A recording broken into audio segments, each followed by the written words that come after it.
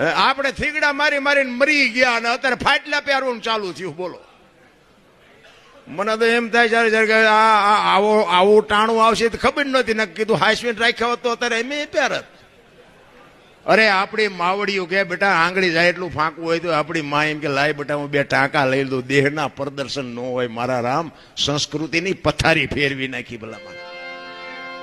એમાં બેનો દીકરીઓને ખાસ હું હાથ જોડીને કહું, બાપુ દેહના પ્રદર્શન ન હોય, ખાઓ પીવો વાપરો મોજ કરો. આ રામાયણ છે ને, રામાયણ સીતાજી કે લક્ષ્મણ રેખા ટપી ગયા ને એમનું હરણ થયું, બધાને ખબર છે. તો તમે એમ માનો છો કે સીતાજી શક્તિ જ નહોતી કાંઈ? પણ તમને અને મને એક શાન કરી છે કે જે દુનિયામાં લક્ષ્મણ રેખા જે ટપી જાય એનું આ દુનિયામાં હરણ જ થાય. રાવણ મરી ગયા એમ મનો રહેતા, ગામો ગામ છે. પછી દીકરો હોય, માં હોય, પત્ની હોય, બાપ હોય, લક્ષ્મણ રેખા જે ટપી જાય એનું દુનિયામાં હરણ જ થાય. કોઈને પાવર હોય તો કાઢી નાખશું.